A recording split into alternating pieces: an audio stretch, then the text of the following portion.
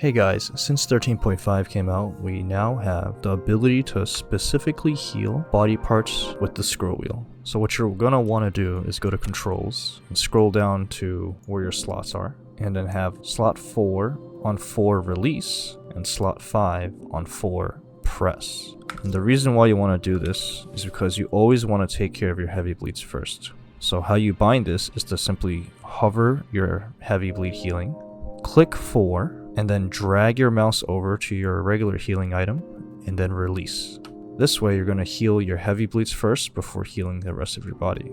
And holding down 4 will now give you this drop down menu. However, it won't show up until you actually use your scroll wheel, but now you can choose to prioritize your head or thorax, because usually you want to save those first. And while we're on the subject of keybinds, I want to show you some of my settings that I think are really useful or just great for quality of life. So the first thing we can do when we scroll down our gigantic list of settings is to set smooth lean to your E and Q buttons while holding either left alt or left control, whatever is your preference. You can do little tricks like this and really get these tight angles, and you'll be surprised how useful this trick is. I also like to have leaning on continuous, which may be the default, but if it's not, make sure it is if you like the snappiness of quick peeking. For switching between sights, I like to use left control with the right mouse button. This allows me to quickly switch between my main and my canted sight. I like to have scope magnification on my mouse 3 button,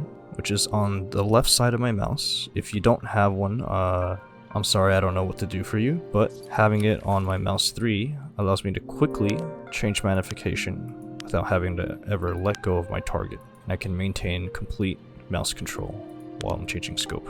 I like to have my Freelook on my middle mouse button, because this allows me to peek around corners safely by jumping across while holding down my mouse button and looking left or right. I like to have normal reload on R release, because normally if I'm just walking around, I can do a normal reload, but most of the time if I'm in a firefight and I really need to reload quickly, I'm going to be sprinting back and forth around corners, so Shift R makes the most sense.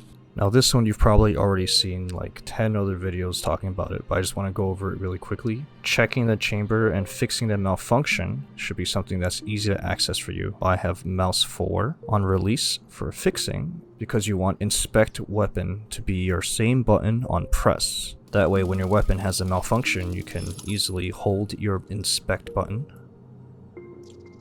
and then let go of the same button to quickly rack and fix your malfunction.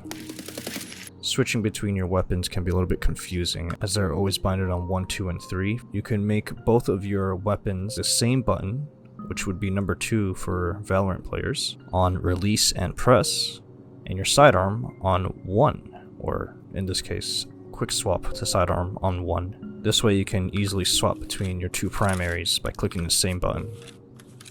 You don't really have to think about it anymore.